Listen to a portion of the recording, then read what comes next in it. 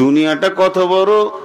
তফসিরের মধ্যে দিয়েছি আজান আর তকবীর আর ইমামের তকবীরে তাহরিমার মধ্যখানটার নাম দুনিয়া। এটা কেন বলেছেন কান করে শুনেলেন বন্ধুরে আমার, মনে করলেন এখানে একটা বড় ইজতেমা হচ্ছে, সম্মিলন হচ্ছে, হাজার হাজার লোক এসছে।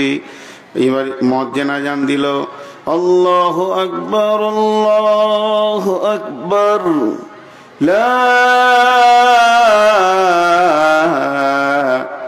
ইলাহা ইল্লাল্লাহ।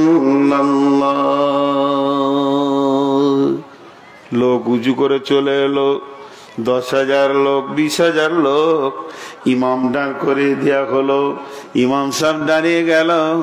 মুয়াজ্জিনকে খালি এরকম একটা চোখের ইশারা মেরেছে, মুয়াজ্জিন শুরু করে দিল, আল্লাহু আকবার আল্লাহু আকবার, আশহাদু আল্লা ইলাহা ইল্লাল্লাহ, আশহাদু আন্না মুহাম্মাদার রাসূলুল্লাহ, হাইয়া আলাস সালাত হাইয়া আলাল ফালাহ, قد قامت الصلاة قد قامت الصلاة، الله أكبر الله أكبر، لا إله إلا الله। এবার ইমাম কি বলবে? আল্লাহু আকবার। মুয়াজ্জিনের লা ইলাহা ইল্লাল্লাহ আর ইমামের আল্লাহু আকবার, মধ্যখানে সময়টা কতক্ষণ? 1 বছর নাকি? করেন ও ভাই আপনি একটু পেঁচিয়ে যান, আপনার পাটা ঠিক করেন, ও ভাই আপনার গোড়ালির কাপড়টা তুলে নেন, মোবাইল গুলো বন্ধ করে নেন। এই কথাগুলো যখন বলবে খুব বেশি 1 মিনিট। একজন মুফাসসির বলছে, বন্ধু এরই নাম দুনিয়া। কি করে হলো? বলে তোমার নামে আজান একটা হয়ে গেছে, যটা মানুষ এখানে বসে আছি তয়টা তো জানাজার নামাজ আছে না নাই? তয়টা নামাজ আছে, ওয়াক্ত বলছি না, প্রত্যেকটা মানুষের পেছনে একটা করে জানাজার নামাজ আছে। যেদিন তুমি আতুর ঘরে জন্ম নিয়েছো তোমার কানে আজান পড়ে গেছে, ওই আজানটা ছিল তোমার জানাজার আজান। তোমাকে পৃথিবীতে দেয়া হলো আজান আর তকবীরের পর, আর তোমাকে হুঁশিয়ারি দেয়া হলো তোমার জন্য একটা ইমাম উজু করে রেডি হয়ে আছে, খালি একবার মরে দেখো, ইমাম এসে ওই আজানই তোমাকে নামাজ পড়িয়ে দেবে। তোমাকে এতটুকু টাইম দেয়া হলো, আজান হয়ে গেছে, তাকবীর হয়ে গেছে, ইমাম উজু করে দাঁড়িয়ে আছে, এরই ভিতরে তুমি জুয়া খেলেছো, এরই ভিতরে তুমি তাস খেলেছো। হতভাগা মুসলমান, আজানের পর কেমন করে তুমি তাস খেলতে যেতে পারো? আজানের পর খুব বেশি যদি চাপ আসে পেশাব পায়খানায় যাব, আবার এসে কাতারে দাঁড়াবো, কিন্তু তুমি তাস খেলতে চলে গেছো। এত বড় মাহফিলের ভিতর থেকে যদি আমি ইমামকে বলি, হুজুর একবার আসি, কাটিহারে একটু জুয়া খেলে আছি, তাস খেলে আছি, 2 বোতল খেয়ে আসি। হে মুসলমান, তোমার জিন্দেগিতে আজান পড়ে গেছে, তোমার জীবনটা কত পবিত্র, তোমার জীবনে তাকবীর হয়ে গেছে, তোমার জন্য ইমাম উজু করে রেডি হয়ে গেছে। এই মধ্যখানে তোমাকে দ্বীন ইসলামে শুধু নয়, মসজিদের ভিতরের টাইমটা তোমাকে সামান্য 1 মিনিট ছেড়ে দেওয়া হয়েছে। যা খানিকটা দুনিয়া করে এলে আবার তুই এসে শুয়ে পড়বি, তোর নামে ইমাম তাকবীরে তাহরিমা বেঁধে জীবনের শেষ বিদায় ভাষণটা দিয়ে তোকে ছেড়ে দেবে। এর ভেতরে তুই জুয়া, তাস, লুডু, দাবা, লুচ্চা, বেপরদা, রান্ডি, বেশ্যাগিরি সমস্ত পাপের সঙ্গে মোলাকাত করে তুমি হাজির হয়েছ। তোমার মতো বেঈমান আর কে হতে পারে? এর জন্য আমার রব বলছেন, আরাজি তুমবিল হায়াতিদ দুনিয়া মিনাল আখিরা, তোমরা কি দুনিয়াটাকে নিয়ে এতই মাতামাতি করেছো, চলার পথে একটা ছোট্ট মতো মার্কেট পেয়েছো, আল্লাহর জান্নাতকে ভুলে বসেছো। এর মতো পাগল আর কে হতে পারে? আল্লাহ তাবারক ওয়া তাআলা বলছেন, ফামা মাতাউল হায়াতিদ দুনিয়া ফিল আখিরাতি ইল্লা কালিল। শুধু আয়াতটার ব্যাখ্যা 4 থেকে 5 ঘন্টা হয় বন্ধু।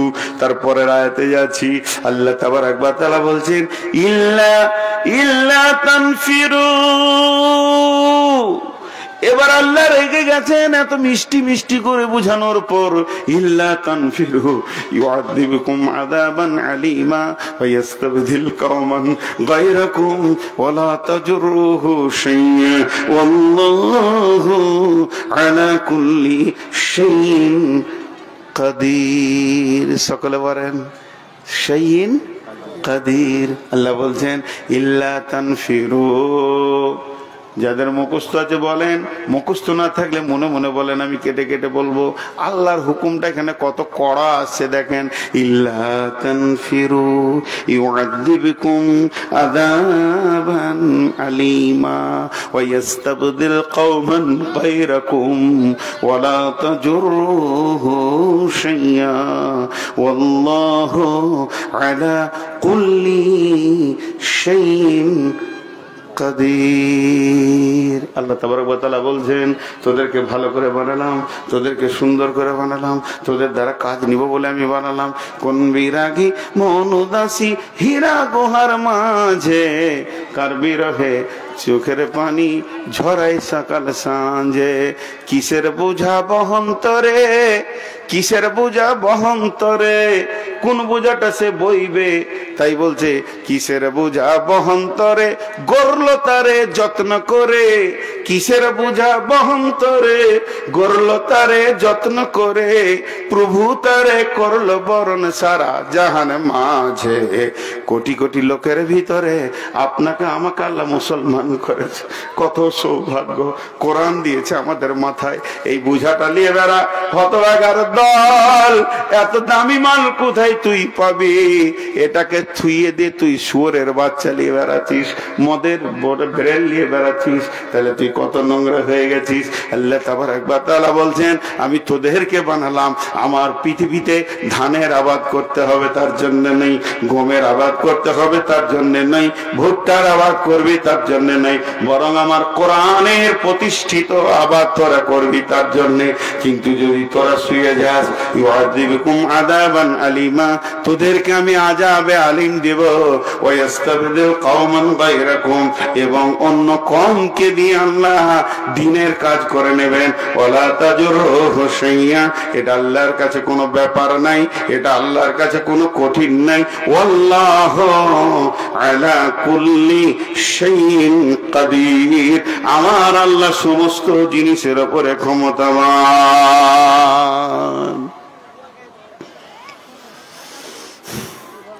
ছোট্ট একটা মিসাল দিব, মাঝে একবার জিজ্ঞেস করে আপনাদের বিরক্ত লাগছে নাকি? লাগবে কেন, বকছি তো আমি। দুটা বড় বড় গরু কিনে নিয়ে এসছে, চাষ করবে, ৬২ বিঘে জমি চাষ করবে হাজি স্যার, এই জিয়ামারি বাড়ি। সে গরু দেখনদারি কি, ও কাটিহার লাভা রতুয়া থেকে লোক দেখতে এসছে, ৩ লাখ টাকার গরু দেখবি তো জিয়ামারির হাজির বাড়িতে। গরুর চেহারা দেখে মনে হচ্ছে ট্রাক্টরের ফাল টানবে, ওর যা স্বাস্থ্য আর দেখনদারি। খুব খুশি হাজি সাহেব, খালি পাঞ্চা বাইচে আর গরুর পাশে খাটলে বসে আছে। যে কেউ আসছে ওকে বলছে দেখলে হবে, খরচা আছে, বাইরে থেকে এনেছি। ও অহংকারে খালি ফেটে পড়ছে।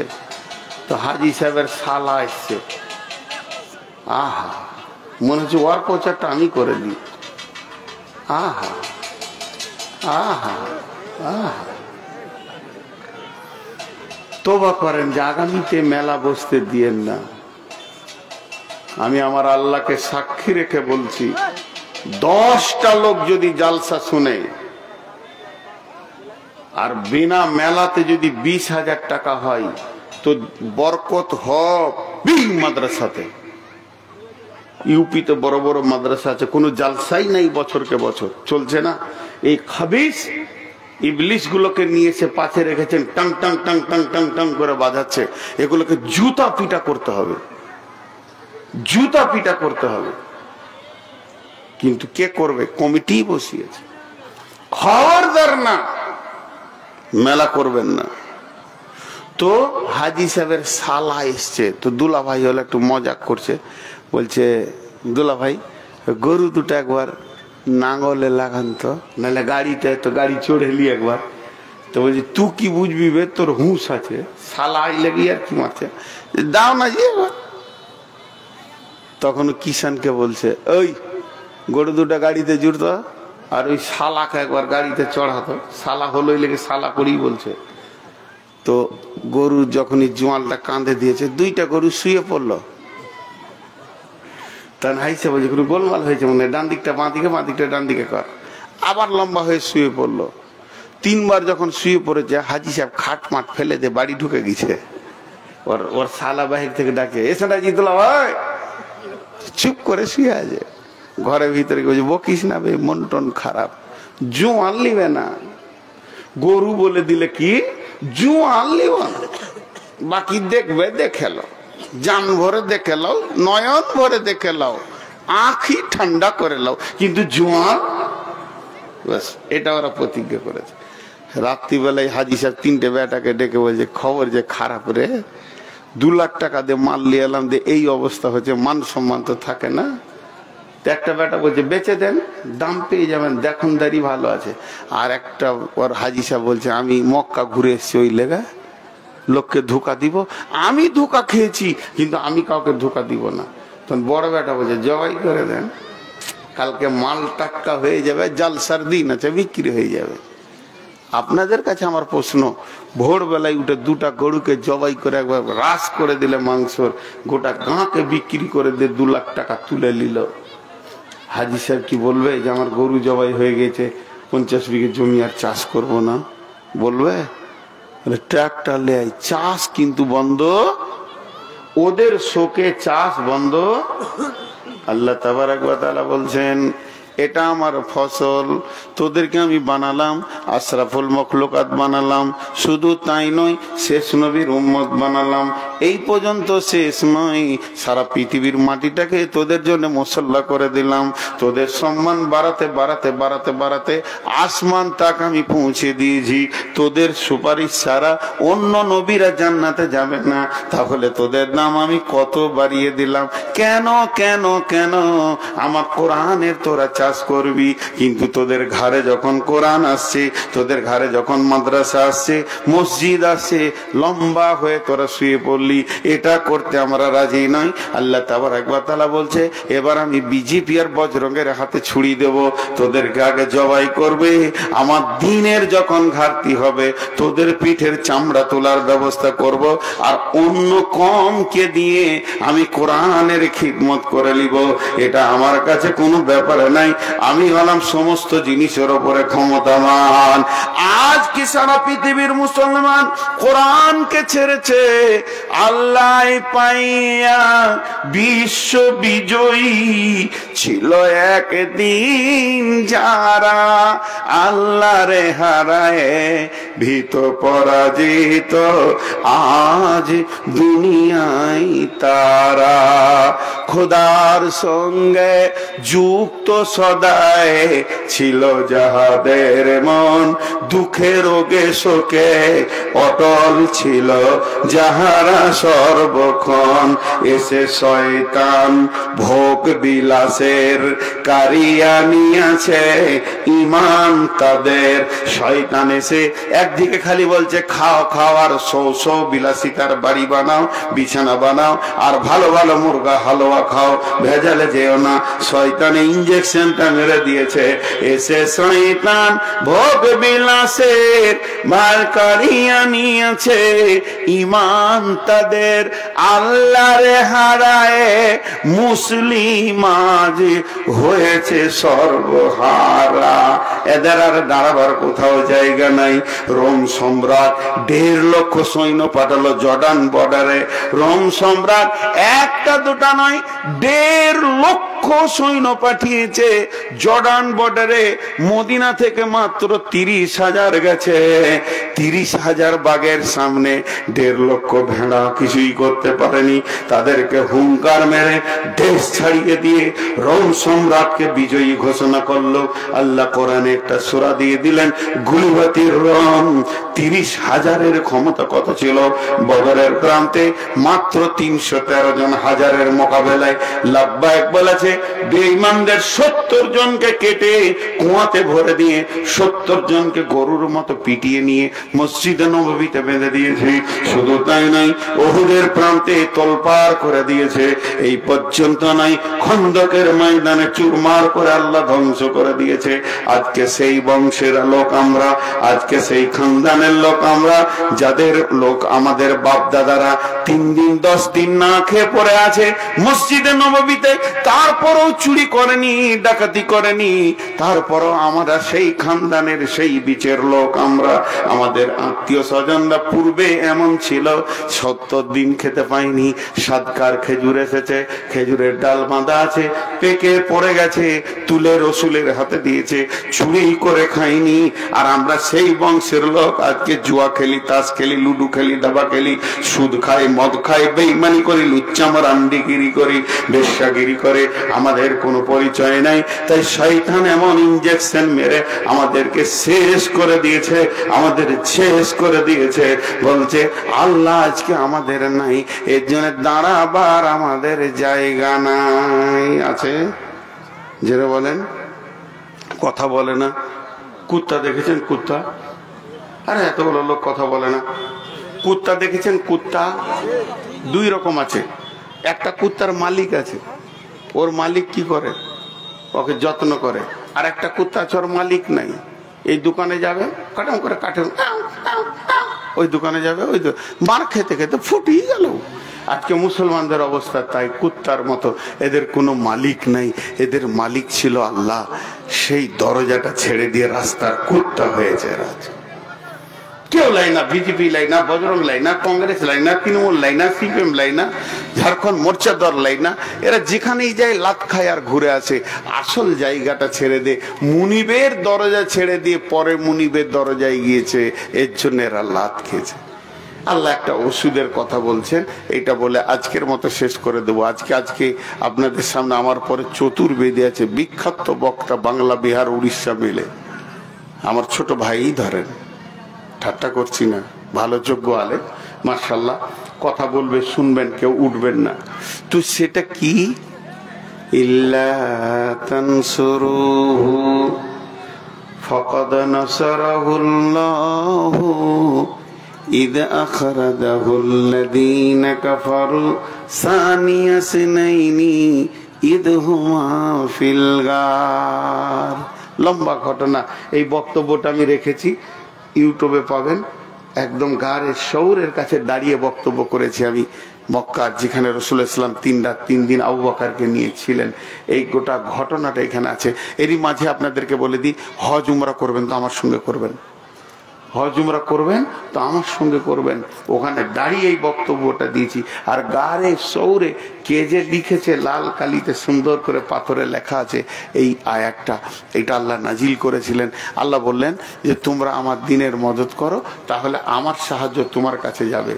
এখন এই চাওয়ালা তুই কাটিহার স্টেশন যাবি, আমার চোখে থেকে যা, তুই ওইদিকে যা, ওইদিকে যা, ফের ওইদিকে, পিঠে সুজা করে দেবো, তোর হাড্ডি ভেঙে কিছু রাখবো না, চুরচুর করে দিব। এত বড় তোর সাহস যে আমি বসে আছি, তুই চা নিয়ে চলে আসছিস। তোর কটা বউ আছে যে এত খরচা করে তোকে ইনকাম করতে হবে? 4টা বিয়ে করেছিস, বেয়াদব। ওর সাহস কত, চা নেই দিকে চলে। বাংলাদেশে এক চাওয়ালাকে বললাম বস এখানে, তুইও জালসা শোন, ওকে উঠতে দিনি 2 ঘন্টা, তোকেও তো জালসা শুনতে হবে। তো আমি আপনাদের সামনে যেটা বলছি, ছোট্ট একটা উদাহরণ দিব। সারা পৃথিবীর নেতাদের পা ধরতে হবে না, সহজ রাস্তা হচ্ছে আল্লাহর কাছে কেঁদে আল্লাহকে রাজি করলে দুনিয়াটাকে পায়ের জুতা বানিয়ে দেবে। এটাই সহজ রাস্তা। তো একটা উদাহরণ দিয়ে আজকের মতো ছেড়ে দিব। দাদু নাতি 2 ভাই। আপনারা বেটাকে কি বলেন? পোতা।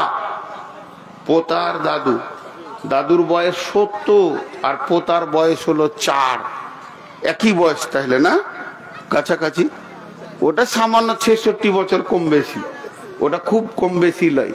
তো 2 ভাই, তো দেখবেন ওদের আবার মহব্বত খুব বেশি হয়, মানে আসলের থেকে সুদের মায়া বেশি। আমার একটা নাতিনি হয়েছে, কি বলবো রে ভাই, ওকে ছেড়ে আসতে কষ্ট লাগছে, বউ ছাড়তে তো কষ্ট লাগছিল না। তো ছোট্ট মতো আছে, নানা বলতে শিখেছে কোন রকম। তো এ হচ্ছে একটা প্রেম, মহব্বত। তো এবারে আমার মতো ওর বুড়াটা রোগা, রাতে রুটি খায়। তো বৌমাটা এসে বলছে, আর শাশুড়িটা আছে, তো বৌমাটা বলছে আব্বা ওই আটা শেষ হয়ে গেছে গমের, তা দুটি গম দিচ্ছে, একটু মেশিন থেকে কুটে নিয়ে চলে আসেন। দে মা, দিয়েছে। তো 20 কেজি মতন দিয়েছে গম, ওটাকে বেঁধেছে, এবার ও মেশিন ঘরে যাবে। এ ক্যাঁট মালটা শুয়েছিল, গুঁটলুটা, ও উঠে গেছে, উঠে দেখছে কি ব্যাপার, দাদু কাপড় পরেছে, মানে ও জামাটা উল্টা করে পরে লেছে, আমিও যাব। বুড়া তখন হিসাব করছে, ওটা তো 20 কেজি, এটাও 20 কেজি, 40 কেজি হয়ে গেল। আমি তো 20 কেজিতে বাঁচছিলাম, এখন কত হলো, 40 কেজি। তো একে তো ধুমকালে হবে না, কানলে গাল ভুলিয়ে তাকে একটু বুঝিয়ে দিই। বলছে দাদু, বলে কি, নদীতে প্রচুর পানি, প্রচুর পানি, পার হতে পারবে না তুমি। বলছে লাফে পেড়ে যাব, লাফ মেরে। তা হলো না, বাঘ এসছে, ও বাঘকে এমন মারবো আর দাঁত ভেঙে দিব। ও ছোট ছেলে বলছে, তার মানে ও যাবে। শেষকালে দেখছে, বলছে ওইটাকে, বলছে আমার মা। বলে ওটা আমার বৌমা। তাহলে তোমারও মা আমারও মা। এইটা কি, বলে গমের বোঝা। বলে তোমার মা আমার মা গমের বোঝা দিয়েছে, এইটাকে মেশিনে পিড়ে আনতে হবে, এটাকে পিষে আটা বানাতে হবে। তাহলে আমার সঙ্গে যদি যেতে হয়, 2 ভাইয়ে যাব, অর্ধেক রাস্তা তুমি নিয়ে যাবো, অর্ধেক আমি নিয়ে যাবো। বলছে দেন। আচ্ছা, ও পারবে 20 কেজি নিতে? ওরই ওজন এখন 12.5 কেজি, ওল হয়নি। তো 20 কেজি তো প্রথমেই বলছে দেন। তখনই বলছে লেড়ে ধর ধর, বলে আর মাথায় দিয়েছে বোঝাটা। কিন্তু বন্ধুরে, সমস্ত ওজনটা ওপর দিকে টান মেরে ধরে আছে, শুধু মাথাতে প্যাকেটটা কোন রকম চুলে ঠেকেছে। কচি কচি হাতগুলোকে দিয়ে মাজা হিলিয়ে হাঁটছে, আর মনে মনে ভাবছে আমি 20 কেজি মাল নিয়েছি। আর কলকল করে ঘেমে গেছে, খেলার সাথীদেরকে ইশারা মারছে, পারবি, খালি দেখ কি মাস্তান, 20 কেজি মাল নিয়েছি। কিন্তু আসল ওজনটা কার হাতে? আসল ওজনটা দাদুর হাতে। যেতে যেতে যেতে যেতে মেশিন ঘরে গিয়ে দাদু দেখছে কোথা আমার ঘেমে গেছে কলকল করে, জামা দিয়ে মুখটা মুছে দিল। দূর গালে চুমা এসেছো, চলো তোমাকে আগে জিলেপি দিব, তোমাকে আগে পাঁপড় দিব, তুমি যা চাইবে আমি দেব। 2 গালে চুমা দিয়ে দিল। আল্লাহ একবার তাআলা বলছেন, এইটার ওজন এত বেশি, সারা পৃথিবী তোরা মাথা ভিড়িয়ে নিতে পারবি না, তবে ওই ছেলেটার মতো খালি তোরা মাথা ভিড়া, আমি আমার কুদরতি হাতটা তোর মাথার উপরে রাখবো। ইল্লা তানসুরুহু ফাকাদ নাসারাহুল্লাহ। তোরা যখন আমার দ্বীনকে নিয়ে আগে বাড়বি, আমি রব তখন আমার কুদরতি হাতটা তোর মাথার উপরে রাখবো, তোকে আমি ওজন দিব না, তাতেই তোরা কলকল করে ঘেমে যাবি।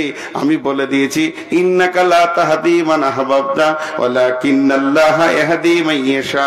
কে হেদায়েত পেল কে না পেল তোর সঙ্গে কোনো অঙ্ক থাকবে না। তুই খালি মাথা ভিড়িয়েছিস, এর জন্য আমি তোর গালে চুমা দিব রে, তোকে আমি বুকে লাগাবো রে, আমার জান্নাতুল ফেরদাউসকে তোকে ফ্রি করে দিব।